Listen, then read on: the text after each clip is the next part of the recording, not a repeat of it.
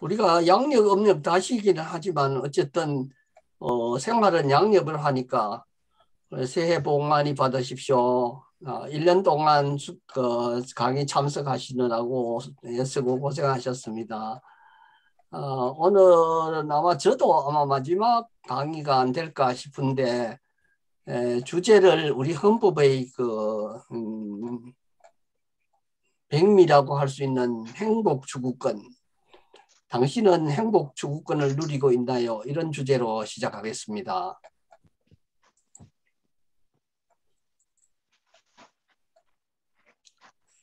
우리 헌법에 보면은 용어들이 어려운 용어들이 참 많아요. 이 헌법 제10조 모든 국민은 인간으로서 존엄과 가치를 가지며 행복을 추구할 권리를 가진다 이렇게 해놨어요. 행복을 추구한다. 추구한다는 게 무슨 뜻인가? 사전에 보니까 목적을 이룰 때까지 뒤쫓아 구하다 또는 목적을 이룰 때까지 시도하다, 노력하다 이런 뜻이에요. 그러니까 행복하다, 행복할 권리가 있다 이게 아니고 행복을 추구할 권리가 있다 이렇게 해놨어요. 우리 생활과 아주 정말 밀접한 관계가 있는 법이나 경제 문제를 보면은 전공을 했는 사람이 아니면 못 알아들을 이야기들이 참 많아요. 그래서 이런 국가는 개인이 가지는 불가침의 기본적 인권을 확인하고 이를 보장하는 의무를 진다. 이렇게 행복을 추구할 권리, 행복권이 아니고 행복 추구할 권리를 주권자의 권리로 국가의 의무로 이렇게 규정을 했습니다. 이걸 좀 더 구체화시켜 놨는 것이 헌법 34조에 나와 있는 모든 국민은 인간다운 생활을 할 권리를 가진다 이렇게 했어요. 행복하다는 것이나 인간다운 생활을 할 권리 이런 것들은 뭐 상당히 좀 추상적이고 애매하죠. 구체적이 못되고. 그래서 이와 관련된 행복의 추구권을 실현하기 위해서 11조, 12조, 13, 14, 15, 16, 17, 18조까지 이런 기본권을 부가적으로 명시해 뒀습니다. 이걸 다시 정리한다면요. 민주주의라는 것은 인간의 존엄과 가치를 보장하는 행복 추구권을 실현하기 위한 제도다. 그래서 이 기본이 뭐냐면 자유와 평등이라는 그리고 참정권, 사회권, 청구권 같은 이런 기본적인 인권의 꽃이 피울 수 있도록 열매 맺을 수 있도록 국가가 보장하고 지원해 줘야 된다 이렇습니다. 이거 아주 거창하고 추상적이지만 얼마만큼 주권자들이 이걸 찾아서 누릴 수 있느냐 하는 것은 우리가 일단은 먼저 헌법을 알아야 되겠죠. 그런데 생활 속에 보면은요, 헌법이라는 것이 너무 많이 포함되어 있어요. 예를 들어서 보면은, 문재인 대통령은, 2020년 광복절 75주년 경축사에서 이렇게 이야기를 했어요. 기회는 평등할 것입니다. 과정은 공정할 것입니다. 결과는 정의로울 것입니다. 이게 지금 이 말하고 이번에 출마했는 이재명 후보하고 같은 맥락에서 이해할 수 있죠. 억강부약 같은 뜻으로 이 내용을 보면은 행복 추구권 안에 포함되는 국민이 행복을 누릴 수 있도록 하기 위해서 국가가 해야 될 의무이기도 하고 이렇게. 그런데 이걸 좀 실천을 해줬으면 좋겠는데 이 대통령이라는 분들이 그 약속을 해놓고 안 지켜요. 헌법이라는 것은 다른 말로 표현하면 약속이잖아요. 국민에 대한 약속, 주권자에 대한 약속 그런 건데 약속을 안 지키는 사람을 우리가 뭐라 그러죠? 신의가 없는 사람이다. 제일 싫어하는 사람인데 근데 선거 때만 되면 이상하게 이게 사람들이 여기 빠져들었어요. 또 공약하면 그게 또 막 빠져들고 무슨 바가 되기도 하고 이러는 걸 보면 참 우리 유권자들이 너무 순진한 것 같아요. 너무 착한 것 같아. 그래서 저는 옛날에 교직에 있을 때 착한 사람으로 키워내야 되겠다 이런 생각을 많이 했었어요. 그런데 그 착한 사람이라는 게 잘못 해석돼서 착하기만 한 사람이 돼버리면 이거야말로 보통 문제가 아니에요. 그렇잖아요. 우리 주변에서 착하기만 한 사람은 보면은 오늘날과 같은 이런 사회 속에서는 착하기만 한 사람은 남에게 이용당하기 좋을 만, 남이 이용해 먹기 좋을 만한 사람 이렇게 되죠. 그러니까 착하기만, 성서에도 보면 그런 이야기가 있어요. 오른뺨을 치거든 왼뺨을 내놓아라. 신약성경에 있는 이야기인데요. 그 말은 왼뺨을 치거든 오른뺨 내놓고 오른뺨 치거든 또 왼뺨 내두고 이렇게 계속 맞아라라는 뜻이 아니고, 왼뺨을 치는 사람은 오른뺨을 대주면은 양심의 가책을 느껴서 못 때리게 하도록 하는 그런 의미가 담겨 있는데, 우리는 착하기만 한 사람, 계속 맞는 사람이 돼서 참 비극적인 일이 반복되고 있어요. 자, 행복 추구권이라는 것은 이렇게 여러 가지로 보완을 많이 해뒀습니다. 34조 1항에 또는 3항에. 그런데 내용을 우리 조금만 구체적으로 들여다보면요. 헌법이라는 것은 약속이라 그랬죠. 그런데 헌법의 정신은 약자 배려라는 가치. 여자, 노약자, 어린이, 청소년 이런 사람들을 배려하는 것, 그런 정신이 녹아 있어요. 우리 헌법 전문에 보면은요, 유구한 역사와 전통에 빛나는 우리 대한민국, 우리 대한국민은 이렇게 시작해서 그런 내용들이 포함되어 있어요. 행복 추구권이 이 기본적인 권리를 누릴 수 있도록 이렇게 함으로써 인간으로서 행복 추구권이 실현될 수 있다 하는데, 이 권리를, 자기가 가진 권리를 모르고 사는 사람들이 대부분이죠. 헌법에 이런 게 보장되고 있다. 헌법은 법의 법이고 최고의 규범이요, 최고의 약속이고, 그런데도 나에게는 기본적으로 태어나면서부터 이런 권리를 가지고 있다 하는 것을 가르치고 이해시켜야 될 텐데, 그걸 학교에서도 안 하고 사회교육에서도 하지 않고 있어요.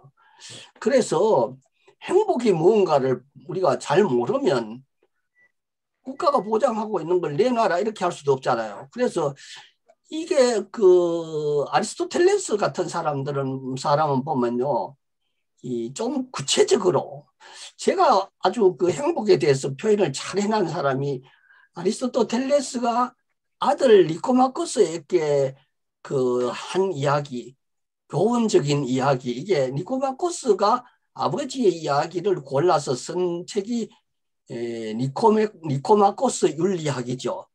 그런데 여기 보면은 참 재미있게 표현을 했어요. 사람은 행복하기 위해서 살다. 근데 이런 행복이 도대체 뭐냐? 사람들에 따라서 주관적인 행복이 있고 객관적인 행복이 있는데, 사람에 따라서 100명이면 100명, 1000명이면 1000명 다 달라요.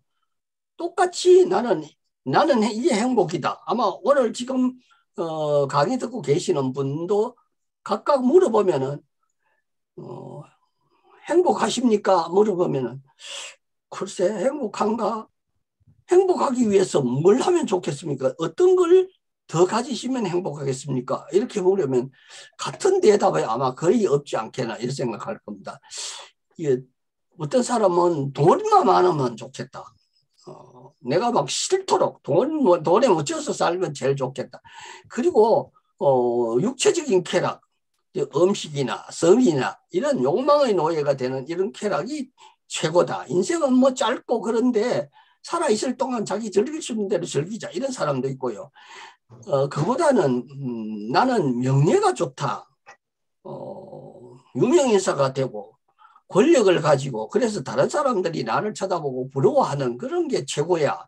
이렇게 생각하는 사람도 있을 거예요. 그래서 이 행복에 대한 기준, 이것을 나름대로 나는 이렇게 하는 것이 행복이다 하는 나름대로 주관을 가지는 게 필요하지 않겠나 생각이 들어요.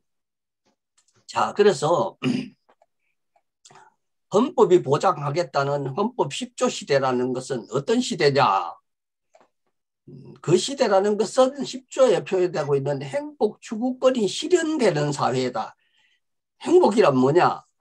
안락하고 만족스러운 삶을 추구할 수 있는 권리, 고통이 없는 상태나 만족감을 느낄 수 있는 상태를 실현하는 권리. 보통 일반적으로 행복을 이렇게 이야기를 하지만 사람에 따라서 이보다도 좀 심리적인 고차원적인 행복을 추구하는 사람들이 많죠. 자, 여기서 우리가 한 가지 분명히 짚고 넘어가야 될 것은 오늘날 개인의 행복이라는 것은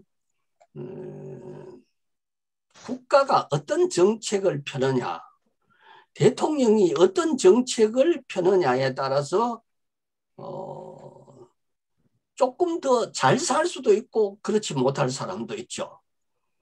그래서 우리는 지금 경제적인 면에서 보면은 2021년 1인당 국민소득이 31,755달러, 우리 돈으로 말하면 3,747만 3천원. 야, 이게 굉장한 돈이 이렇게 일인당 소득이, 국민소득이 이 정도면 여러분들 만약에 2인 가족이나 3인 가족이라고 생각해 보세요. 곱하기 해야 되는데 그 정도 평균이 되느냐? 어림도 없어요. 그래서 우리 보통 중산층이라는 것은 1인당 국민소득에 가족 곱하기 해서 나오는 걸로 12달 나누고 이런 식으로 계산하는데 이게 중산층이라는 사람들은 대부분 집 한 채 정도 있고 차 가지고 있고 기본적인 소득이 있고 그러면 나는 중산층이다 이렇게 생각하는데 글쎄요. 그게 행복인지 모르겠어요. 사람에 따라서 그렇게 생각할 수도 있겠죠. 그런데 보통 우리가 그 행복 추구권을 말할 때요. 헌법 전문에 나와 있는 모든 사회적 폐습과 불의를 타파하고 이렇게 해놨어요. 전문에, 헌법 전문에 보면은 유관 역사와 하다가 읽어볼 것 같으면은 전문에 그렇게 사회적 폐습, 불의를 타파한다는 것은 헌법 10조의 행복추구권과 11조의 평등권, 그 다음에 32조의 노동권 이런 것들이 보장되는 그런 사회가 행복이 실현되는 사회다. 그래서 이 방법을 해결하는 이 양극화되어 있는 사회, 그러니까 재벌들이 가지는 소득과 하루 벌어서 하루 살고 있는 그런 사람들의 소득과 이 양극화가 차이가 너무 커서 이 OECD 국가 중에서 우리나라가 양극화 수치, 지니계수로 표현하더라고요. 지니계수라는 것은 1에 가까울수록 점점 뭐예요? 양극화가 심해지는 거죠. 그러니까 우리나라는 OECD 국가 중에서 최하위 30위가 되는 이런 국가인데 이재명 후보는 삶의 질을 15위까지 끌어올리겠다 하는데 이 약속을 어떻게 실현할지는 모르겠어요. 일단 양극화를 줄이는 방법이 아마 지금 다음 대통령의 정책으로 그렇게 돼야 될 텐데 우리 사회를 볼 것 같으면요. 그 OECD 국가 중에 자살률 또 자살하는 사람들 어떤 사람인가 이런 거 볼 것 같으면 참 안타깝고 답답해요. 지금도 선진국 대열에 있다 하는 나라가 노숙자들이 지금 얼마나 되는가 하는 이런 통계치들이 찾아보니까 있더라고요. 그래서 행복이 무엇인가 하는 그 보건사회 보건사회연구원이 행복과 삶의 질에 대한 연구를 했는데 보니까 기준이 뭐냐?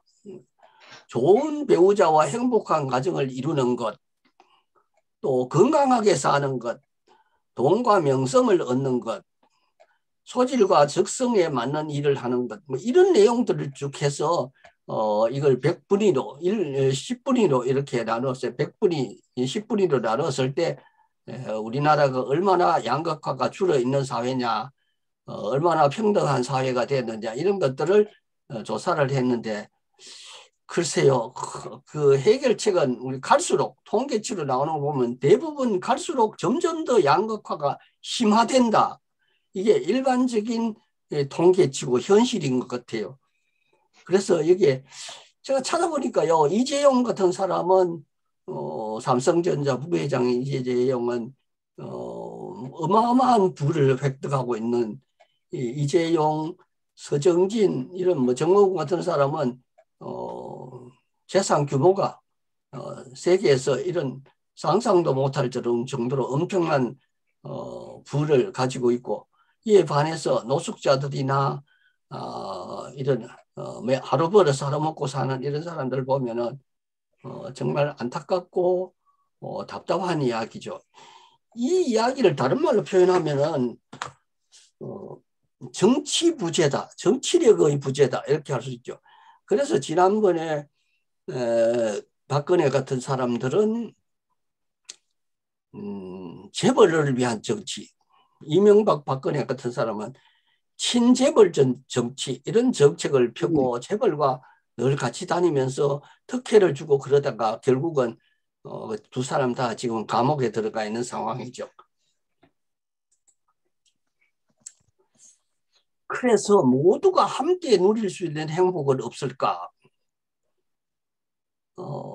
글쎄, 불가능할까요?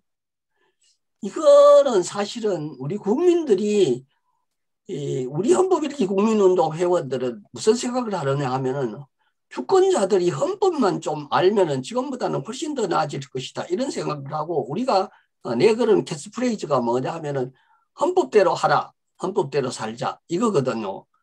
그래서 이런 주제를 실현할 수 있는 이걸 안에 내용을 들여다보면요. 헌법의 11조에 있는 평등권이 있는데도 불구하고 차별금지법을 만들어야 되는지 안 만들어야 되는지 모르겠는데 이 차별금지법을 만들자 하면은 반대하고 학생인권 조례를 만들자 하면 반대하고 이런 사람들이 있죠. 이제 죽기 살기로 반대합니다. 이거 보면 엉뚱한 뭐 성이 어떻고 학생들이 뭐 이 차별 인권 조례 만들어 놓으면 학생들이 공부를 안 하고 연애를 하고 막 이런 소리를 하고 이렇게 해서 반대를 하고 있는데 사실 이 민주주의라는 것은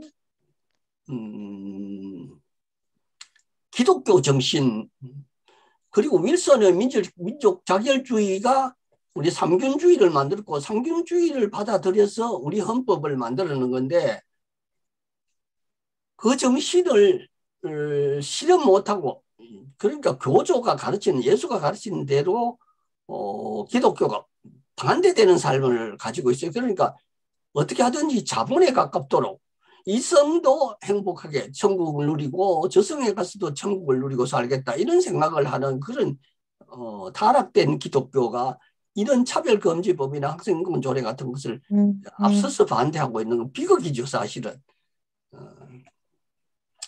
그래서 그 데이비드 로이드 조지라는 사람은 인간의 자유가 이웃의 저주가 된다면 그 자유는 종식되어야 한다. 이런 유명한 말을 남겼더라고요. 예. 또 성서 이야기를 예를 들어야 되겠는데 성서에 보면은 포도밥 주인의 품값 계산 이야기가 나옵니다. 그러니까 밑에 이 사진에 보면은 그림에 보면 이런 게 있는데 이 포도밭 주인이 이 아침에 온 사람들에게 하루 종일 일하면은 한 데나리온을 주겠다. 뭐 이스라엘 돈인 것 같은데요. 그리고 계약을 하고 일을 합니다. 그런데 12시에 온 사람도 일하라. 오후 3시에 온 사람도 일해라. 그리고 1시간 남겨놓은 사람도 이 사람도 포도 일을 해라. 포도밭 수확을 해라. 이렇게 해서 일을 마칠 때에 포도밭 주인이 순사슬 줄 때에 아침부터 와서 저녁 때까지 일한 사람에게도 한 데나리온, 점심 때부터 온 사람도 한 데나리온, 그리고 1시간 남겨놓고 일하러 온 사람에게도 똑같은 한 데나리온을 준단 말이에요. 그러니까 아침부터 일하는 사람이 뭐라고 불평을 하느냐 하면은 우리는 열 몇 시간을 일했는데 어떻게 한 데나리온을 주고 1시간밖에 일하는 사람은 어떻게 똑같이 우리와 품삯을 줄 수 있느냐. 이러니까 이 포도밭 주인이 뭐라 그랬어요. 그거는 내가 베푸는 은혜다. 내 포도밭에 일하는 돈을 저 품삯으로 주려면 내 마음대로 하는데 당신들이 왜 반발을 하느냐. 이런 이야기가 나와요. 그래서 우리 헌법 정신에 보면은 이 정의를 이야기하는 사람들이 많이 있어요. 평등, 공정, 정의 뭐 이런 이야기를 많이 하는데 지금 우리가 그 코로나 때문에요.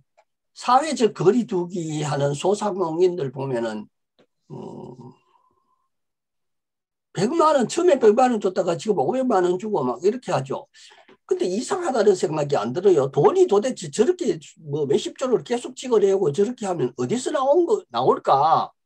이렇게 생각하는데 글쎄요. 경제를 전공한 사람들도 이 돈의 민주화, 화폐의 민주화에 대해서 고민을 안 한 것 같아요.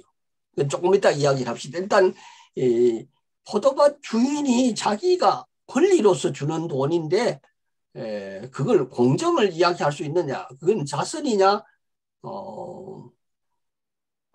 이렇게 이제 이유를 달지만은 우리가 민주적인 자본주의의 기준으로 봤을 때는 뻔한 이야기죠. 말도 안 되는 소리다 이렇게 할지 모르지만은 포도밭 주인의 품값 계산은 다르게 계산하는 거다. 예. 국가가 왜 존재해야 되는가? 여기서부터 풀어보면요. 그 문제가 해결돼요. 헌법이 존재하는 이유가 뭘까?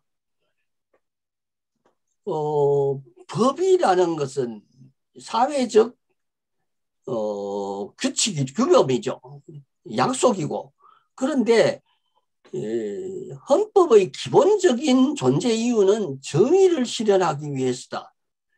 우리 헌법 10조를 실현하기 위해서 뭐부터 나오느냐 하면 11조부터 나와요. 11조, 12조 두 개 비교해 보면요. 11조가 평등이고 12조가 자유권이에요. 평등권과 자유권. 우리가 헌법은요. 그걸 뭐 절대적인 진리를 할 수 없지만 이렇게 기록되어 있는 순서를 보면 중요한 것을 제일 앞에 먼저 냈어요. 그러니까 제1장에 보면은 뭐가 있어요? 헌법 제1장에 나와 있는 것이 총강이죠. 그리고 2장에 보면 국민의 권리와 의무 이런 식으로 중요도에 따라서 차례대로 이렇게 있는 것 같아요. 그리고 그런 기준에서 본다면은 헌법 10조가 가장 우선이고 평등권이 먼저고 다음이 자유권이에요. 그래서 어떤 사람들이 자유와 평등이 서로 대립할 때 어떤 가치에 더 우선권을 두느냐 이렇게 말할 때 지금 사람들 중에는 자유라는 가치가 더 소중하다 이렇게 보는 사람도 있고 평등이 더 소중하다고 보는 사람들도 있어요. 근데 입만 벌리면 자유민주주의, 경쟁, 효율, 1등 이런 이야기들을 하는 사람들을 보면 저 사람은 기득권이구나 이렇게 딱 판단할 수 있는 거죠.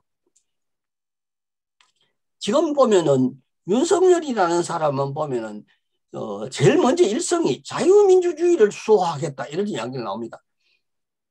자유민주주의라는 말은요 헌법에 없어요. 여러분들 아무리 찾아봐도 헌법의 전문에 보면 자유민주적 기본 가치, 자유민주적인 이렇게 민주적인 이렇게 이야기를 했지 자유민주주의라는 거 없어요. 그러니까 자유라는 것과 민주주의의 합성어가 자유민주주의예요. 그런 것은 다른 이야기로 우리가 표현을 하면은 부르주아 민주주의, 우리가 사회주의 국가에서 이야기하는 부르주아 민주주의와 프롤레타리아 민주주의 이렇게 본다면은 부르주아 민주주의는 기득권이 이 권리를 수권을 해서 정치를 하는 나라. 이렇고 프롤레타리아 민주주의는 노동자, 농민, 여성 이런 약자들이 주권을 가지고 정치를 하는 그런데 이 자유민주주의 이야기하는 사람과 평등이 우선이라고 이야기하는 사람들은요. 자유를 이야기하는 사람은 기득권이고 평등을 우선이라고 이야기하는 사람은 약자 배려라는 헌법적 가치를 실현하는 사람이다. 이렇게 보면 될 것 같아요. 그래서 민주주의가 하나의 수레라고 보면은 자유라는 오른쪽 바퀴와 평등이라는 왼쪽 바퀴가 같이 굴러가야 되는데 이게 충돌할 경우가 많이 있어요. 그럴 경우에는 우리는 분명히 헌법의 정신은 평등이고 정의다. 약자를 보호하는 것이 정의다. 그것이 헌법의 존재 이유기도 하다. 인간의 존엄성을 실현하는 우선적인 가치다. 이렇게 봤을 때는 자유보다는 평등 가치가 우선적인 가치라 하는 것이고 그것이 국가가 존재하는 이유이기도 하다. 이렇습니다. 롤스 같은 사람은 자유와 평등이 서로 싸우자 두 개념이 더 상위 개념을 만들어서 둘 사이를 조정을 했는데 그게 뭐냐 하면 정의죠. 첫 번째 원칙은 자유우선의 원칙과 최소 극대화의 원칙. 두 번째 원칙이 사회적 경제적 불평등 원칙. 이렇게 롤스가 정의했는 그 자유와 평등에 대한 개념 정의를 그렇게 해놨어요. 이 자유우선의 원칙이라는 것은 자유는 다른 사람의 자유를 지키기 위해서만 지배될 수 있다. 지금 엊그젠가 그게 그 학원에 학생들이 백신을 맞았는 걸 그걸 확인을 못하면 들어가지 못하고 수강을 못하도록 그렇게 판결이 났어요. 그래서 그 법원의 판결을 놓고서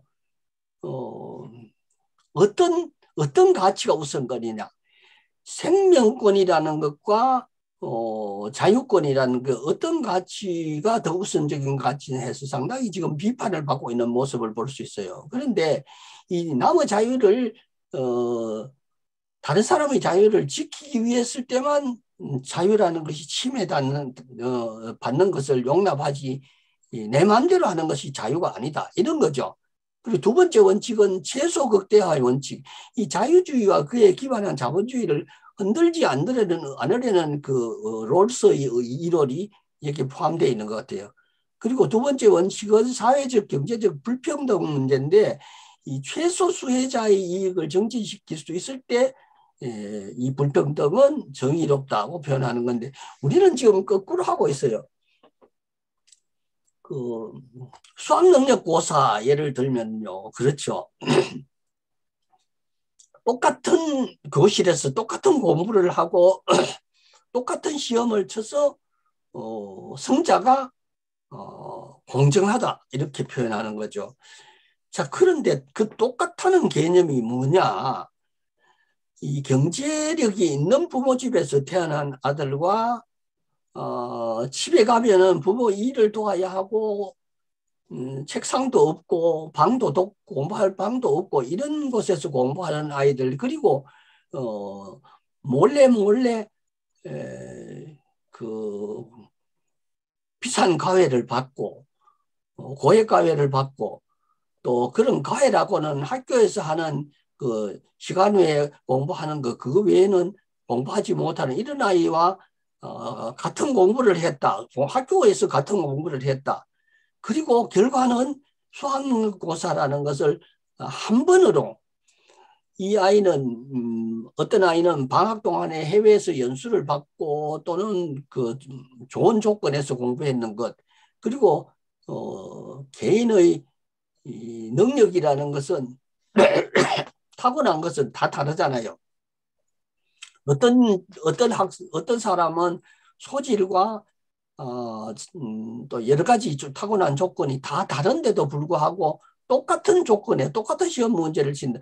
아버지가 작곡가고 음악가라는 아들과 또 아버지가 정치가라는 아들, 아버지가 농민이라는 농민의 아들하고 이렇게 타고난 소질이나 경제력에 따라서 차이가 있을 수 있는데 그런 차이를 무시해버리고 수학능력 고사가 그 불평등을 정의롭게 해석해버리면은 그것은 정의가 되느냐 이런 이야기죠. 그런데 이 주권자들이 자기가 가진 권리를 제대로 행사하고 내 권리를 제대로 실현하기 위해서 그런 정의라는 것은 공정한 분배라고 할 수 없다. 이렇게 이야기가 나와서 그게 토론장에서 정리가 된다면 조금 더 다른 사회를 만들 수 있지 않겠나. 그럼에도 불구하고 우리는 그럴 이야기도 꺼내지도 못하고 있죠. 자, 이 이야기를 다시 한번 정리를 한번 해봅시다. 가난한 사람들이 사는 동네에 학교가 있었는데 선생님이 점심을 굶는 아이들이 너무 많이 있었어요. 그래서 선생님이 자기 돈으로 빵을 사놓고 점심 굶는 아이들에게 불러서 빵 한 가지씩 나눠줬어요. 그런데 그 중에 그 아이들은 대부분 그 빵을 교실에서 먹는데 어떤 아이는 그걸 먹지 않고 가방에 넣어서 가는 걸 보고서 이상하다. 어떻게 저 아이는 배가 고플 텐데 어떻게 저럴 수가 있느냐 해서 따라가 봤는데 집에 그 빵을 가지고 와서 굶고 있는 동생들과 어머니 병 드신 어머님하고 나눠주는 걸 보고서 마음이 아파서 한 개를 더 줬다는 이야기예요. 그 다음 날부터. 그런데 이거 선생님이 한 일은 이 아이에 대한 편애냐 자선이냐 뭐라고 볼 수 있어요?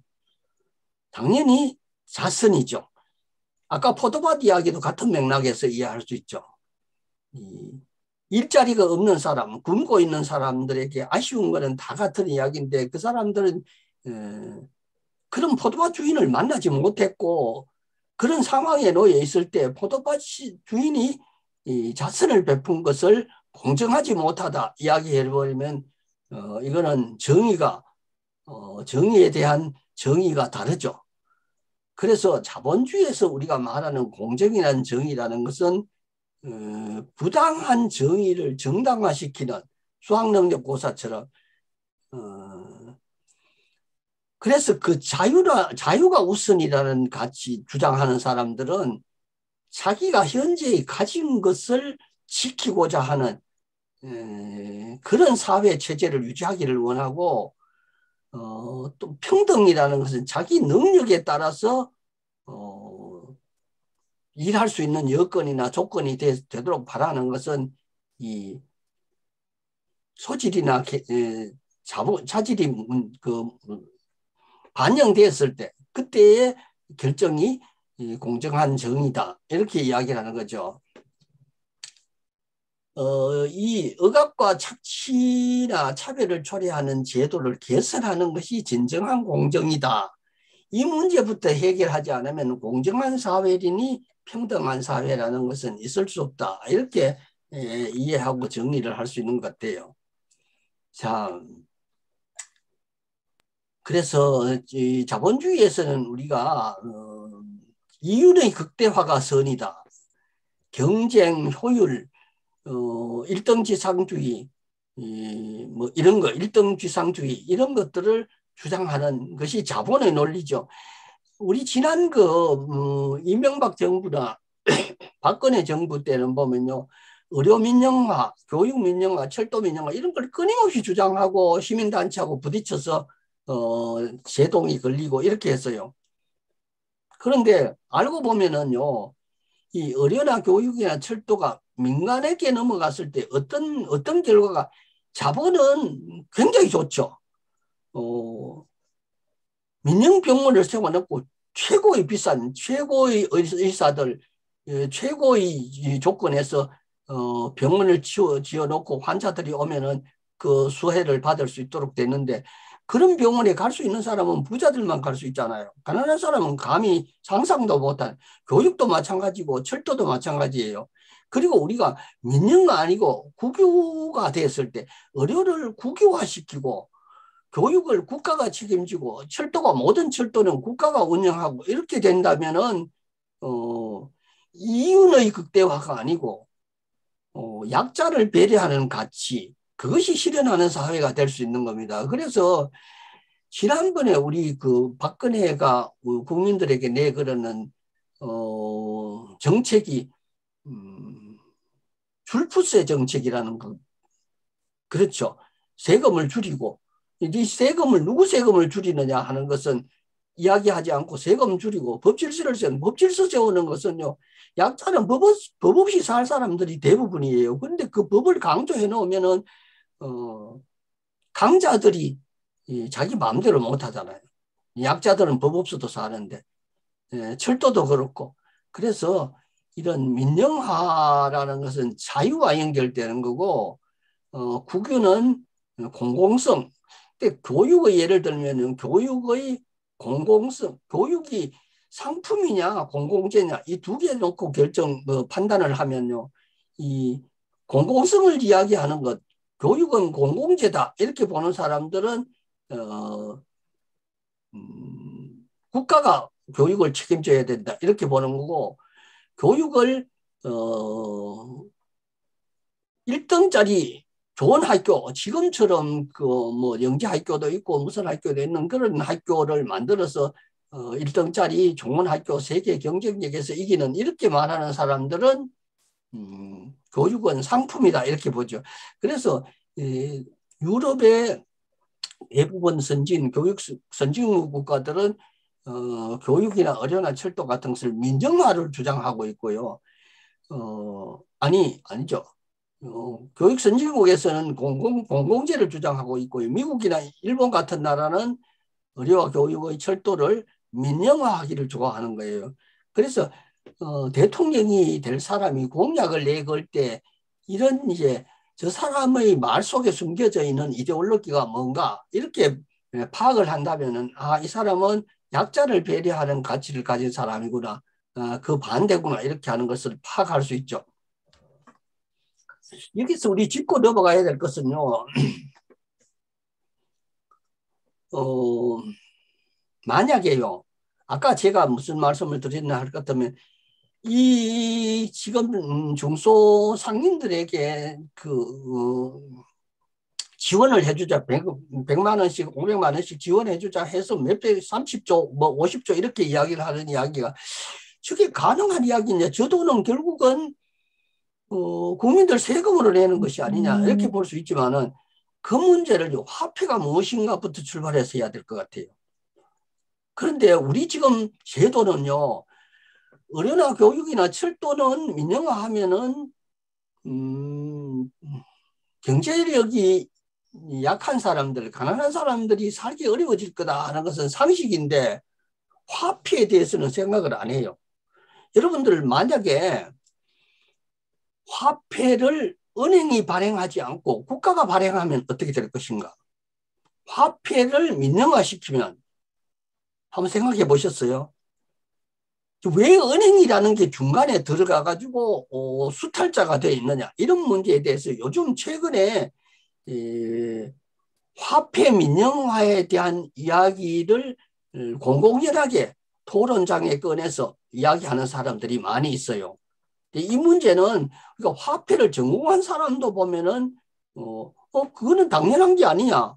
화폐 우리 상품이라는 것은 수요와 공급이 결정하는 거고 가격을 결정하는 것이고 화폐라는 것은 은행에 의해서 이자율을 조정하는 거다. 이렇게 보는데 따지고 보면은 화폐를 은행이 아니고 국가가 발행해서 조정할 수 있도록 하고 이제 없애버리면 왜 그게 안 될 이유가 뭐 있느냐 이렇게 이야기하는데 이거는 언제 기회 있으면요. 이 화폐 민영화 운영하는 사람들에게 한번 토론의 장을 마련해서 그 사람들이 어떤 운동을 하는가 한번 들어봤으면 좋겠어요.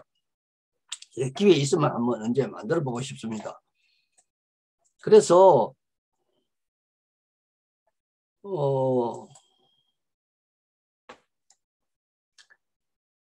이 민영화 약자를 배려하는 상품이라는 가치나 자본의 그 이익을 대변하는 상품이라는 가치는 신자유주의라는 국가에서 이 자유를 우선을 하는 유럽 복지 국가들은 평등이라는 가치를 강조하고 이랬죠. 이 우리가 그 사회주의라든지 공산주의라 하면 우리가 이 선입견이 굉장히 나쁘게 들어가 있잖아요. 이론상으로 볼 것 같으면은 사회주의나 공산주의는 굉장히 좋은 거죠. 누구에게 좋으냐?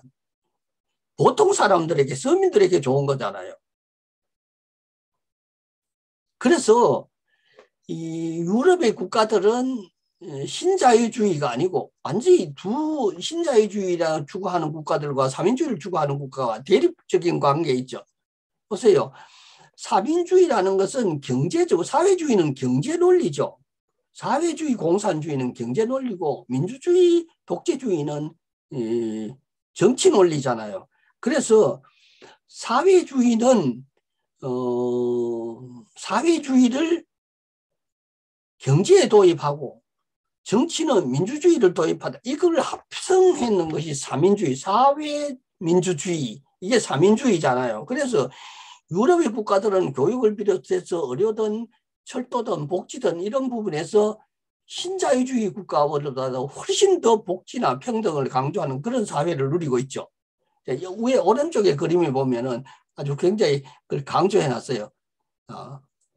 왼쪽으로 갈수록 이 보수가, 오른쪽으로 갈수록 진보가. 그런가요? 예. 시장 중심, 신자유주의는 한국이나 일본이나 미국 같은 나라가. 그 다음에, 왼쪽으로 가까이 가는 게, 스웨덴, 덴마크 같은 이 작은 정부, 자유시장주의가 작은 정부, 오른쪽으로 가는 게 큰 정부, 그런 거죠. 그래서 우리가 살고 있는 대한민국은 미국과 일본과 같은 신자유주의에 빠져 있어서 약자 배려하는 가치보다도 자본의 이익을 대변하는 그런 가치가 지배하는 사회로 바뀌어 놓았다. 이렇게 이해할 수 있을 것 같아요.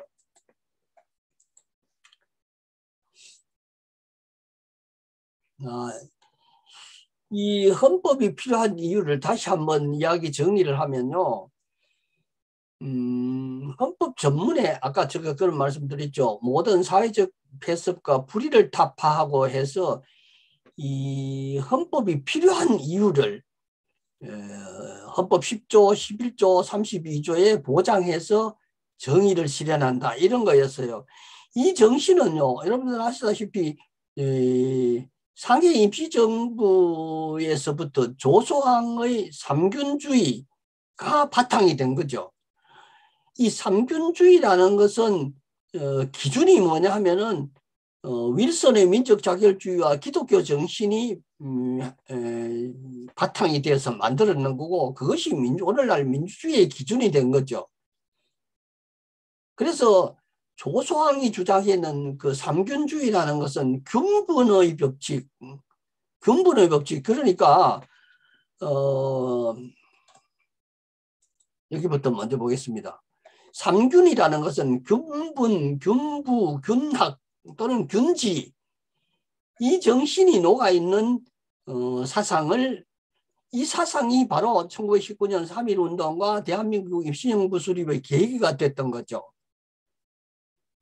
이 삼균주의의 사상이 대한민국 임시정부의 건국 강령에 녹아있는 거고요. 그 정치의 균등, 경제의 균등, 교육의 균등 이렇게 해서 삼균의 이념이 이 임시정부로 재헌헌법에 오늘날 실현되고 있는 제9차 개헌 헌법에 다 바탕으로 녹아 있는 거죠. 이걸 무시하면은 자유라는 가치가 더 우선인데 왜 능력 있는 사람이 대접받는 건 나쁜 것이냐 이렇게 주장할 수도 있지만은 법인이 헌법인이 이런 정신은 삼균주의에서부터 바탕이 녹아서 오늘날까지 복지라는 가치, 사회권이라는 가치가 우리 사회 속에서 생활의 원리로서 나타나고 있는 것이다. 이렇게 이해할 수 있는 거죠. 자, 이게 실현되기 위해서 어떻게 해야 되느냐? 우리가 행복하기 위해서, 행복 추구권을 누리기 위해서는 어떻게 해야 되느냐? 우리 헌법 국민의 운동의 그 캐치프레이즈가 헌법대로 하라. 정부는, 국민은 헌법대로 살자. 이런 거죠. 근데 헌법대로 하자 하는 것은 헌법을 모른다. 문제는. 여러분들은 어때요? 지금 문재인 대통령이 헌법을 알고 헌법 10조 시대를 열겠다 했으면은 그렇게 지금처럼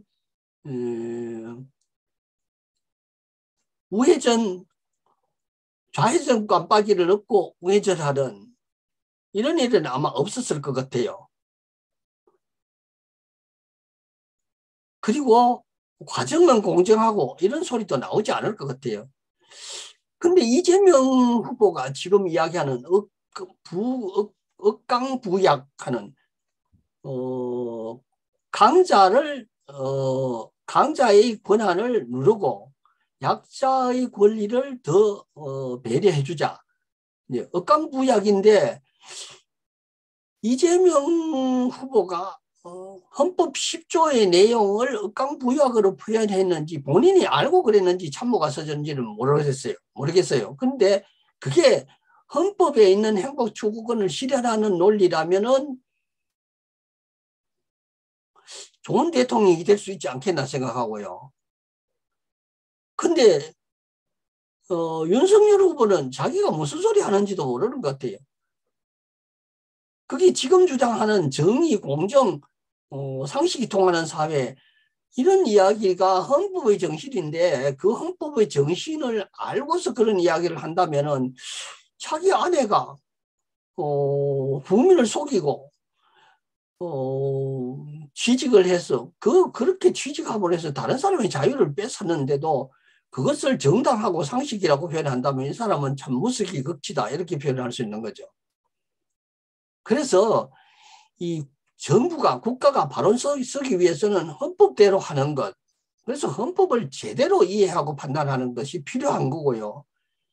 국민은 헌법을 모르고서 그냥 시키면 시킨 대로 누구가 산모가 써준 원고를 읽으면서 그게 막 빠져가지고 막 손뼉치고 이 사람이 대통령이 된다 시켜놓고 보면은 당선되고 보면 내가 언제 그런 소리 했나 이렇게 돼서 우리나라의 그 대통령은 역대 대통령을 보면은 공약의 50%도 지키지 못했대. 대부분이 그렇습니다. 그래서 이 대통령이 자기 공약을 실현하지 못했을 때 어떻게 할 것이냐. 이런 것을 국민 소환권으로 헌법에 넣어가지고 헌법 직을 면할 수 있도록 이렇게 하는 뭐 특별한 부분을 만들든지 헌법에 넣든지 이렇게 해야 되지 않겠나. 거짓말로 대통령이 국민들을 속여놓고 당선되고 난 다음에 엉뚱한 소리를 하는 일은 없을 것이 아닌가. 그래서 주권자들이 할 수 있는 것은 민주시민의 정신을 갖추는 것. 우리가 뭐 그 교과서든지 헌법에 된든 수없이 민주시민하고 민주시민과를 두기도 하고 평생교육과를 두기도 하고 이렇게 했는데 민주시민이 도대체 어떤 사람이냐. 이런 자질을 갖춘 사람. 인간의 존엄성을 인정하는 태도. 이 인간의 존엄성을 인정하면요. 차별금지법이 반대할 수가 없어요. 자, 주체적이고 자율적인 삶의 태도를 가진 사람.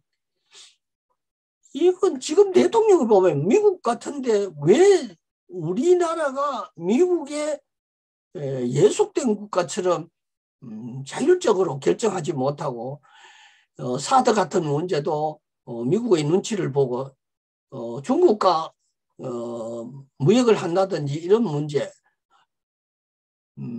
조선과의 대화를 하는 문제, 무역을 하는 문제 이런 문제도 미국의 눈치를 봐서 유엔의 눈치를 봐서 저렇게 해야 되는가. 주인의식, 관용정신, 법과 규칙을 준수하는 태도, 공동체 의식을 갖춘 사람, 이런 사람일 때에 우리가 민주주의가 제대로 실현될 수 있다. 행복추구권이 실현될 수 있다. 이렇게 봐서 이 교육의 핵심이 이렇게 돼야 될 것 같아요. 그래서 우리 가족들도 학교에서 이게 철학을 가르치지 않고 헌법을 가르치지 않더라도 가족이 이런 시간을 만들면 어떨까? 집에서 이 자유와 권리를 누리면서 의무도 다하고 공공의 정책 결정에 참여할 책임 있게 행동하는 사람, 이게 이런 사람을 기른다고 해놓고서는 현실은 아니다. 그거는 책에서만 있는 이야기고 시험 칠 때만 필요한 거다. 이렇게 이야기를 해버리면 민주주의는 우리하고 거리가 먼 게 되지 않겠나 생각이 들어요. 그래서 대한민국이 민주주 고민주공화국이요. 헌법 10조가 헌법 130조의 기준이 되는 거다. 이렇게 이해한다면 행복주거권을 실현하기 위해서 우리 각자가 어떤 일을 해야 될 것인가 하는 것을 생각해야 될 거고, 정부가, 국가가 나에게, 우리에게 어떻게 해야 될 것인가 하는 것이 정착이, 정립이 되지 않는다면은 대한민국 주권자는 주권자로서의 삶을 살기가 어려워질 것이다. 그렇게 이해할 수 있는 거죠. 예, 오늘은 그까지 이야기를 하고요. 우리 행복주거권은 살아가면서 늘 마음속에 나는 대한민국의 주인이다. 내가 행복주거권을 누릴 권리가 있다. 그 행복주거권을 누리기 위해서 11조부터 어떤 내용이냐. 기본적인 인권, 기본적인 권리를 생활 속에 실현하고 누리고 요구하고 그렇게 할 수 있는 게 돼야 되지 않겠나 하는 것을 생각하면서 살면은 우리 대한민국은 훨씬 수준이 높은 민주주의를 살 수 있지 않겠나 그런 생각이 듭니다. 예, 오늘은 여기까지 하고요. 그 질문을 궁금하신 점이 있으면 서로 토론도 하고 질문도 하고 그렇게 하겠습니다. 예.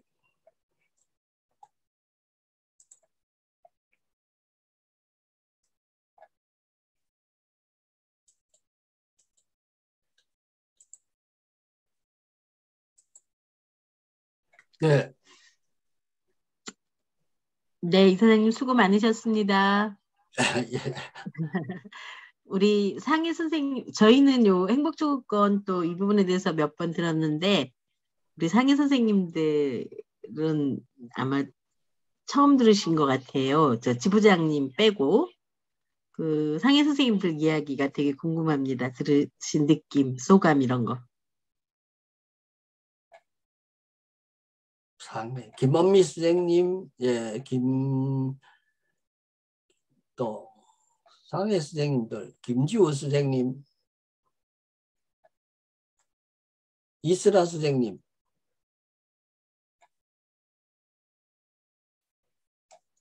상해가 제일 앞서서 실천하고 있는 거 아니에요? 보니까 우리 이명필 선생님이 앞장서서 그 헌법 교육도 하고 공부도 하고 이렇게 우리 지금 17개 지부가 구성되어 있다고 하지만 국내에서 상해 지부를 따라가지 못해요. 그렇게 그 이명필 선생님처럼 그렇게 앞서서 민주주의에 대해서 헌법에 대해서 공부하는 지부가 없거든요. 그래서 이명필 선생님의 모범적인 걸 다음에 우리가 지부 출범식 할 때 한번 오셔서 한번 우리 상해 지부는 이렇게 하고 있다 헌법교육 하는 걸 발표를 한번 했으면 좋겠어요. 지금 코로나가 좀 끝나야 되는데 코로나가 지금 이렇게 하니까 움직이지 못해서 지금 상해 가고 싶어 하는 우리 이사님들 많이 있는데 그게 어렵네요.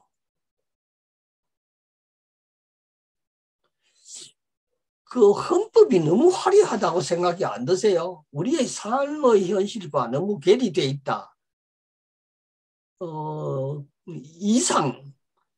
이상은 우리가 그 이상적인 것은 헌법이 아주 거창하고 대단히 민주적이고 대단히 공화제고 이렇게 되어 있는데 현실은 양극화 문제를 비롯해서 국민들이 그걸 헌법조차 읽지 못하고 살고 있는 현실이 우리 사회에 우리 국민들이잖아, 주권자들이잖아 그런 생각이 들어요. 그 이제 이사장님께서 그 철학 얘기를 해주셨고, 제 기억에는 그 2, 3년 전에도 또 김수관 교육감님도 저희가 헌법 조항 한 조항 한 문구 뭐 이것조차도 모를 때가 많았으니 이 헌법을 읽는 게 중요하고 아는 것도 중요하고 실천하는 것도 중요한데 왜 그런 의미 있게 철학의 이야기를 주장하셨나 생각해 볼 때 저희가 경자유전에 지금 이제 시기가 시기인 만큼 대통령 후보 이야기를 안 할 수가 없는데 똑같은 저희 그 경제 121조에 있는 경자유전의 원칙 이 부분도 그 후보에 따라서 다른 해석을 하더라고요. 그래서 아마 어떤 그 철학을 가지고 있느냐에 따라서 헌법 조항을 본인들이 재해석하고 이런 경우가 있는데 그것들을 좀 잘 잡아주는 것들이 철학의 기본 베이스가 아닌가.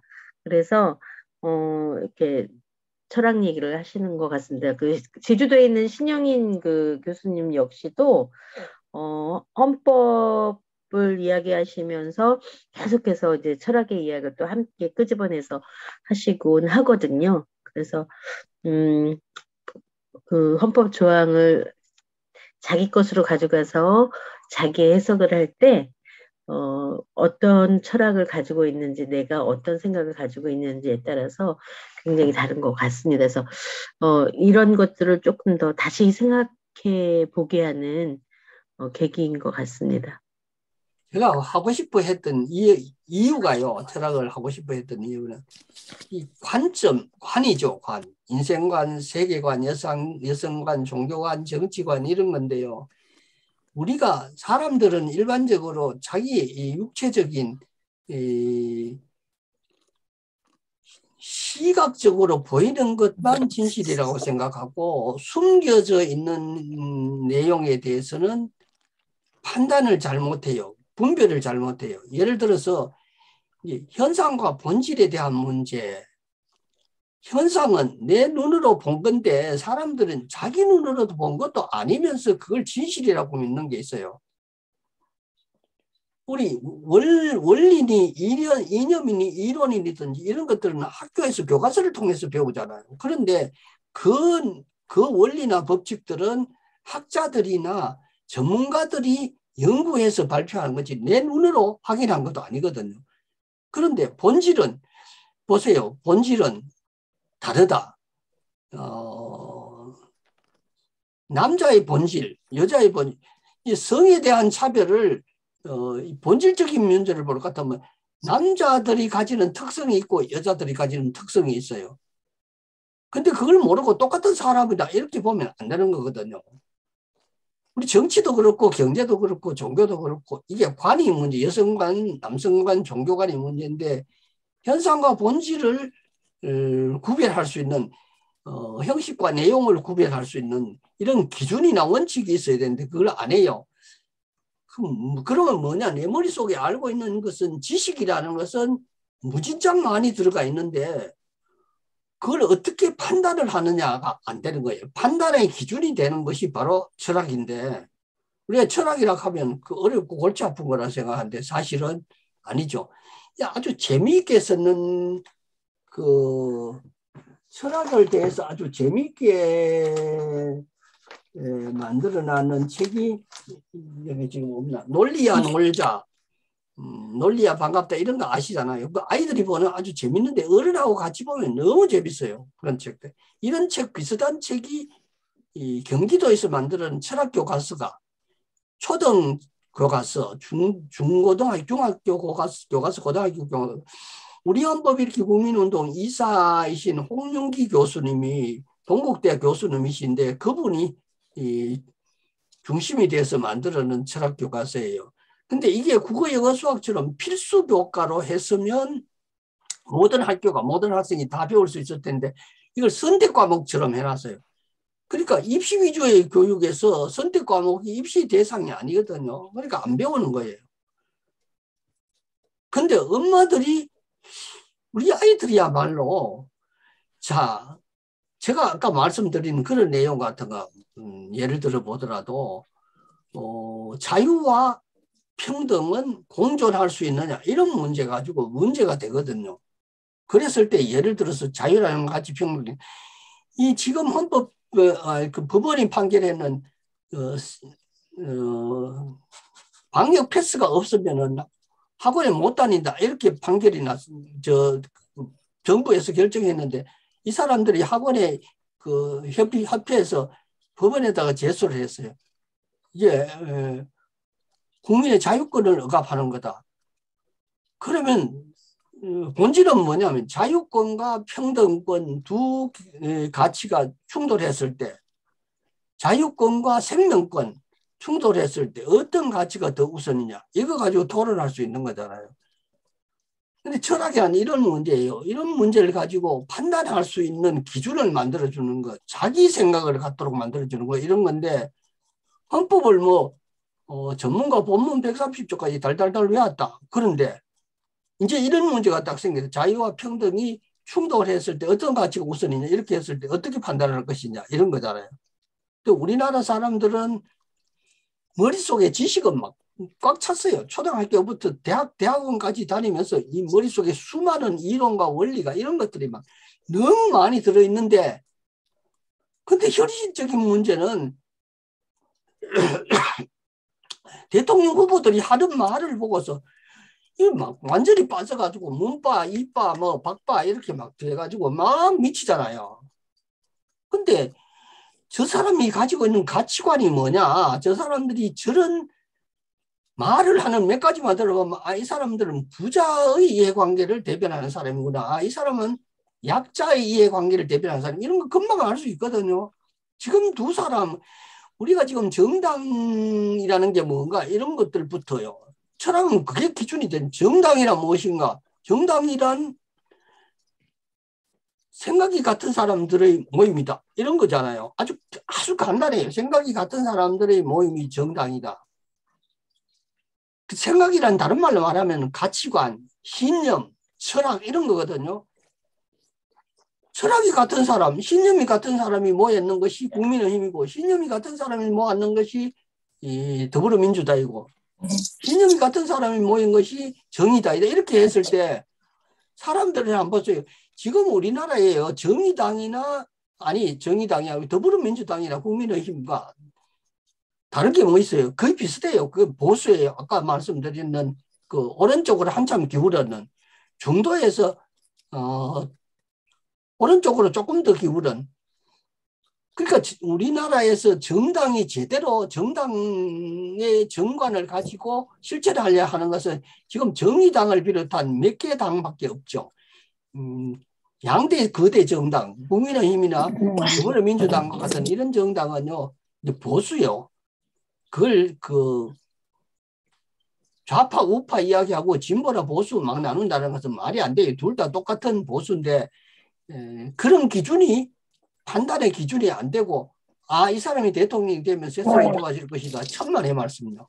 그런데 문제는 어디서 부딪히냐. 안 될 사람을 어떻게 안 될 정당의 후보들을 어떻게 찍어주느냐 이런 거예요.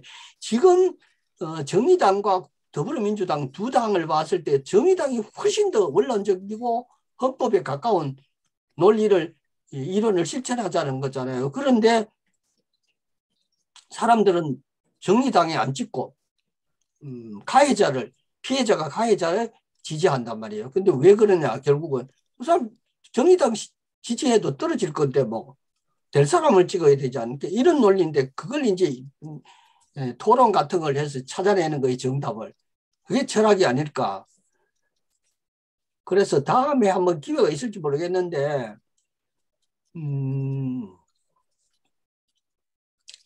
우리가 다음 그 기회 헌법 공부할 때는 철학을 1시간 넣을 거냐 반반을 할 것이냐 하는 것은 이야기가 정리되는 대로 다음 기회에 하도록 그렇게 해보겠습니다. 예. 질문 받는다 해놓고 전체 이야기를. 우리 김경순 선생님 서울에서 강동에서 전에 시도를 했던 헌법 교육하자고 시도를 했었는데 지금 어때요?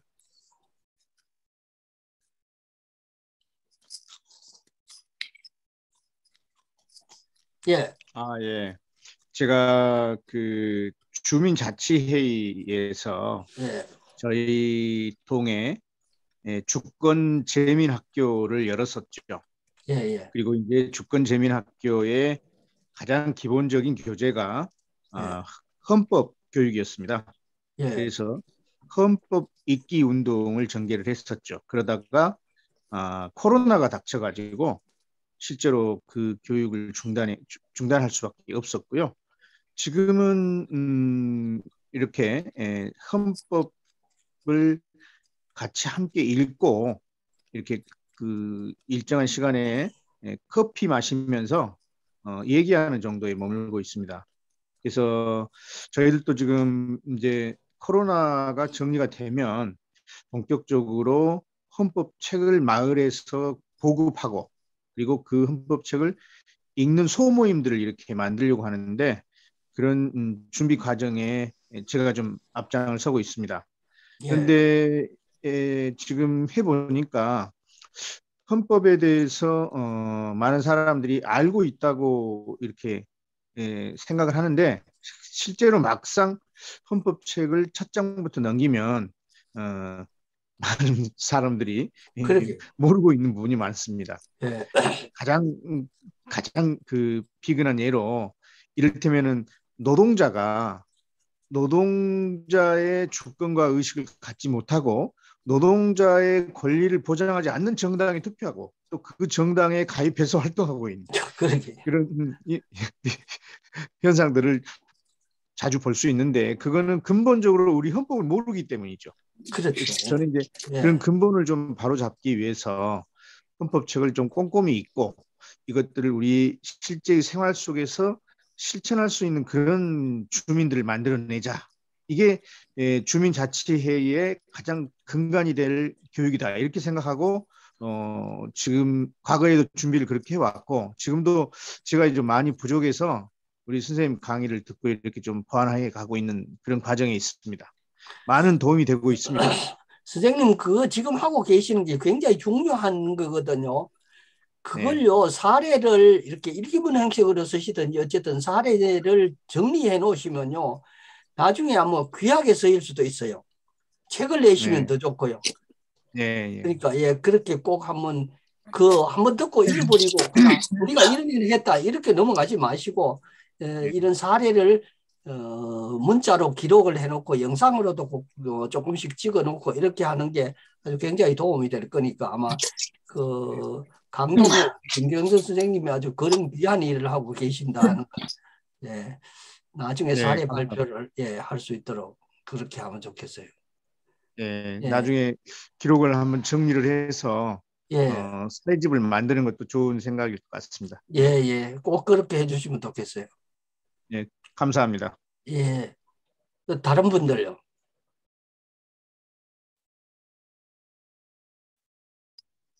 예, 이사장님, 저 예, 최자영입니다. 예, 예. 예, 부산지부장님, 최자영 예, 교수님. 예, 제가 오늘 늦게 반갑습니다. 들어왔는데요. 예, 강의를 다는 못 들었고, 한 가지만 제가, 예, 말씀드릴 게, 금방 이사장님께서 정의당 말씀하시면서 예, 정의당이 헌법에 가장 가깝다, 이런 말씀하셨거든요. 예, 그런데 사실 거기에 이제 두 가지 문제가 나오는데, 하나는 헌법이라는 게 가장 기준이 되고 표준적이고 이상적이다, 이런 개념이 들어있는 것 같아서, 그 사실은 헌법이 문제가 있는 게 일조에 그냥 우리가 국민이 그 모든 권력의 원천이 국민이다, 이렇게 얘기하지만 다른 헌법의 내용에는 그거를 실제로 뒷받침할 수 있는 게 전혀 없고, 우리는 그냥 국회의원 뽑고 대통령 뽑는 권한에 불과하기 때문에 전혀 우리가 주권을 행사하지 못하다, 이거를 고쳐야 되는 문제가 하나 있고, 그다음에 또 하나는 정의당 그 실체에 대해서 요즘에 사람들이 너무 실망을 해가지고 막 탈당하고 막 이런 탈당 러시가 막 벌어지고 있는데, 사실 그 정의당에 심상정 씨가 있고, 그다음에 또 뭐 그 딴 분은 모르겠고, 여자분 유호정 씨인가 뭐 장혜영 씨인가 뭐 이런 사람들이 있는데, 이 사람들이 별로 이렇게 뭔가 이렇게 뭐 뭐 이런 그런 느낌이 저희들이 적어도 제게는 안 오는 거예요. 그래서 요즘에 정의당이 인기가 팍 떨어져 있는데 어떻게 이사장께서는 그 정의당이 헌법에 가장 가깝다. 헌법도 여러 가지 내용이 있는데 그게 너무 획일적이다. 이런 느낌이 들어서 제가 말씀드립니다. 원론적으로 그렇다는 이야기지. 원론적으로 보면은 예. 자본주의보다는 사회주의가 훨씬 더 좋고요. 사회주의보다는 공산주의가 훨씬 좋습니다. 원론적으로는 그렇습니다. 근데 아, 현실은 다르죠. 그게요, 맛이 많이 갔어요. 우리 지금 전교조만 하더라도 초기에 전교조 우리 교사들은 자기 생존권과 신념 두 개를 놓고 선택을 강요당했을 때 우리는 1520명이라는 사람들은 나는 차라리 가난해서 굶어 죽는 한이 있더라도 신념을 버릴 수 없다. 이렇게 해서 끝까지 지켰던 사람이 있는가 하면요. 타협한 사람도 있고 에이 그거 뭐 밥 먹여주나 신념이 밥 먹여주느냐 이렇게 하면서 다른 길로 가는 사람도 있었죠. 근데 정의당도 모든 사람이 다 그런 것이 아니고 원론적으로 정강은 그런 건데 개인으로 보면은 정말로 괜찮은 사람도 있고 영 아닌 사람도 있고 그렇죠. 예, 그렇죠. 예. 박명수 쌤 한마디 하시죠. 우리 정의당 당원이신데 예, 하실 말씀이죠. 누가 정의당 당원이에요, 이사장님? 네. 네. 네. 제가 정의당 당원인데요. 예. 근데 사실은 제가 정의당 당원으로 있으면서도 그 중앙당이나 어떤 그런 데서 나오는 메시지나 이런 정책들이 다 우리 당원들이 다 그거를 100% 만족하고 그렇지는 않거든요. 그래서 예. 아까 교수님 말씀하신 것처럼 유호정 그 국회의원 사태나 뭐 장혜영 씨 이런 일련의 얘기들이 나올 때도 사실은 지역위에서 굉장히 열심히 활동하는 사람들한테는 굉장히 핵폭탄 맞은 느낌으로 힘을 빼는 예. 예, 그래서 우리 안에도 그런 것들이 얘기가 되고 또 그런 것들로 인해서 또 성찰이 되고 또 방향을 예, 또 예. 바꿔가고 이런 일련의 과정을 하고 있는데 제가 생각하기에는 그런 건 있어요. 아까 이제 우리 이사장님이 말씀하신 것처럼 그래도 적어도 이제 정의당 안에서는 그런 이제 마인드를 가지고 있어요. 어떤 게 있냐면 정말 지금 시대적인 필요한 어떤 생태나 그리고 뭐 노동에 대한 이야기나 그렇잖아요. 뭐 차별에 관한 얘기, 정말 우리가 헌법에서 얘기하는 어떤 인격에는 존엄에 관한 정말 최대한 그쪽으로 이게 맞춰가는 그런 어떤 저희들 당 안에서의 어떤 그런 행동, 어떤 그런 어떤 정책들은 있어요. 근데 제가 정의당이라서 제가 정의당에 있는 이유도 그건데 민주당이나 국민의힘 같은 경우에는 어떤 뭐 정책들이 볼 때 제가 생각할 때는 어떤 뭐 권력이나 어떤 그런 것들을 어떤 많이 좀 추구를 하고 있는데 그래서 저희들이 어떤 얘기를 듣냐면 그 두 당의 사람들한테 정의당이 무슨 당이냐 뭐 시민연대 소리나 내고 그런 거 아니냐 이런 얘기를 하는데 제가 생각할 때는 시민연대에서 정말 나오는 어떤 그런 절실한 얘기들이 사실 우리 시민들이 정말 약자나 어떤 소시민들이 어떤 필요의 어떤 그런 소리가 제일 나올 거라고 생각을 하거든요. 그래서 아까 그 이사님 말씀하실 때 제가 내가 정의당이라서 굉장히 마음이 든든하고 자랑스럽다 부족하지만 생각하는데 예. 예. 그러니까 그 그런데 당에 예. 비해서는 그래도 우리가 정말 인간의 존엄이나 어떤 그런 평등에 대해서 최소한의 다른 당에 비해서는 정의당에서 그런 거를 정책으로 기조로 가져가고 있기 때문에 저희들이 뭐 부족한 대로 그래도 정의당에 붙어 있고 예, 정의당 당원임을 나름대로 자부심을 가지고 있고 예, 이렇게 저희들이 가고 있는 거거든요. 근데 저희들도 진짜 많이 부족해요. 그래서 계속적으로 많은 뭐 그런 정책들에서 연구도 하고 있긴 한데 저희들이 갖고 있는 자부심 하나는 그거예요. 그래도 다른 어떤 비대한 당에 비해서 우리가 작고 소수지만 정말 우리가 살아가면서 정말 그때그때 필요한 어떤 그런 얘기들을 사람의 소리를 내야 되지 않나 그런 기본적인 어떤 그런 흐름들은 가지고 있어요.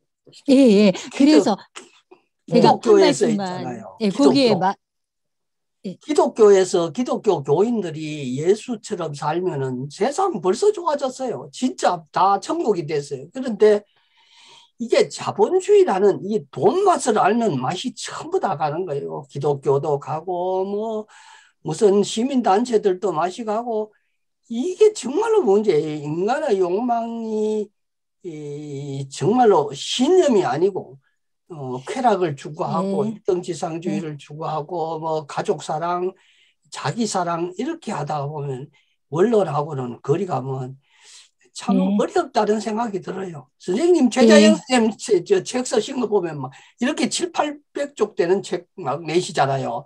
예. 하실 말씀이 너무 많은데 왜 그게 안 되느냐. 내용은 이런 거예요. 우리 헌법 일으키기는 왜 이런 일을 하느냐. 목표가 그러니까. 개인이 똑똑해져야 된다. 개인이 예. 정화되고 수련되고 민주시민의 자주를 갖춰야 되는. 그래서 지금 헌법 일으키기 운동하자는 거예요. 네, 맞아요. 그러니까 이사장님 제가 예. 박명숙 쌤 금방 말씀하신 거랑 이사장님 말씀하신 것에 대해서 제가 한 2분 정도만 예. 제가 그 코멘트를 하면 먼저 박명숙 선생님께서 정의당이 이렇게 원론적으로 말씀하시는데 바로 거기에 문제가 있다고 저는 생각을 해요. 왜냐하면 지금 정의당 찍어주면 안 된다고 생각하는 게 제가 왜냐하면 아무런 실천력이 따르지 않는다. 그러니까 원론만 가지고서는 이 정글에 늑대들이 가득 찬 속에서 이거는 따로 무릉도원으로 가서 살지 않으면 안 된다. 그래서 정의당은 실천력이 없다. 그러니까 좀 더 영악해져서 어떻게 실천할 수 있는가를 박명수 선생님께서 오늘 이제 우리가 얘기가 됐으니까 그 원론 가지고는 안 되고 실천적으로 어떻게 이거를 풀어가야 되나 머리를 짜지 않으면 그거는 직무유기다. 이런 말씀 드리고요. 그다음에 또 한 가지 이사장님께 드리고 싶은 말씀은 사람이 욕망, 돈 이거 안 좋아하는 사람 없거든요. 그래서 그거를 없애라 하면 말이 안 되고 그거를 당연한 것으로 깔고서 그러면서 그거를 어떻게 견제할 수 있는 제도를 마련하는가. 이거를 생각하지 않으면 이사장님도 무릉도원에 가가지고 사셔야 되는 거예요. 여기까지 오늘 말씀드립니다. 그 한 가지 첨언을 하면은 모두가 예. 그런 것은 아니다. 진짜 기독교인 중에서도 정말로 예수처럼 사는 사람도 있고요. 정의당원 중에서도 정말로 괜찮은 사람들도 있고요. 자본주의에서 이 정말로 신자유주의, 이 꼴통 같은 자본주의에서도 정말로 인간답게 살겠다는 그런 모범적인 사람도 있기 때문에 전체를 부분을 가지고 전체라고 착각하는 일은 아니죠, 이사장님. 없어서. 제가 말씀드리는 것은 그런 사람이 없다는 뜻이 절대로 아니에요. 예, 그러나 알고 있어요. 욕심을 가진 사람이 10명 중에 1명이 있고 2명이 있더라도 이놈들이 미꾸라지처럼 온 세상을 흐리기 때문에 1명, 2명이 있더라도 거기에 대한 견제의 제도를 만들지 않으면 안 된다. 그거를 소홀히 했다가는요. 맨날 얻어 터져요. 여기까지. 예, 감사합니다. 아이고, 좋은 말씀. 우리 여기에 오늘 강의 들어오시는 분들처럼 이렇게 원칙이나 기준이 있으면 정말로 세상이 조금씩이라도 바뀌어질 텐데 참 안타까워요. 근데 우리 양극화 문제, 아까 강의 중에서 이야기 나왔던 양극화 문제 하나만 보더라도요. 이거 좀 얼마든지 권력을 가진 사람들은 얼마든지 가능하거든요. 근데 안 하잖아요. 이번에 정말 대통령이 조금 덜 나쁜 놈이 돼가지고 조금 예. 제도를 고치면 그죠? 개인이 아니고 제도를 고치면 달라지는데 우리 그런 노력을 우리가 주체적으로 앞서서 나가면 좋겠다는 생각 들고요. 예, 짱. 감사합니다. 좋은 말씀 감사합니다. 예. 예, 한 사람만 혹시 꼭 하고 싶은 분 있으면 말씀하십시오. 이사장님 공지할까요? 예, 공지하십시오. 예. 네. 다음 주에 지금 아직 확정은 못 받았지만 그 어린이 헌법책 지금 상해만 빼고는 받으셨죠? 예. 내용 보고 제가 정말 시처럼 노래처럼 함께 읽는 어린이 헌법 답더라고요. 어쩌면 인간 존엄에 대한 것들을 이렇게 아름다운 글씨로 이렇게 엮어주셨는지 그 임병택 시장님께서 둘째 주에 좀 강의를 좀 부탁드렸거든요. 그래서 다음 주에 임병택 시장님이 강의를 시흥 시장님이 강의를 해주시겠답니까? 네네네. 예, 좋네요. 예. 그러니까 모르겠습니다. 이제 그 행정직에 아직 있으셔서 저긴데 지금 명확하게 지금 일정 저기 세팅을 못하긴 했는데 제가 말씀을 드렸었고 뭐 못하신다는 말씀은 안 하셨으니까요. 예, 다음 주에는 좀 하는 걸로 하겠습니다. 예. 네, 어린이 헌법 책이 받으신 분들은 전부 다 읽어보셨으면 좋겠더라고요. 예. 네, 어린이 헌법. 지난번에 소개했던 어린이 헌법 책인데. 이사장님 받으셨죠? 예, 받고 내용도 제가 블로그에다 소개도 한번 했어요. 그러셨구나. 예. 사인도 아주 정성껏 해주셨더라고요. 네, 예. 감사합니다. 다음번에는 좀 더 많은 사람들이 참여할 수 있었으면 좋겠습니다. 아까 처음에 인사 못하신 이창원 선생님 늦게 오셨는데 반갑고요. 예. 우리 서건자 이사님, 그리고 우리 목진덕 선생님은 모범생을, 우리 저 강정민 선생님. 네네. 우리 수료증 주나요? 준비하고 있나요? 수료증을 준비는 어떻게? 아직 안 하고 있고요. 결석한 사람은 어쩌죠? 몇 번 결석한 사람은 제외되고 네, 일반적으로 저기 80% 참석한 사람. 네, 근데 저희는 일반적이지 않지 않습니까? 그래서 잘 의논 좀 드려보겠습니다. 예, 뭐 의논해보고 수료증을 드리는 방향으로 그렇게 한번 해볼게요.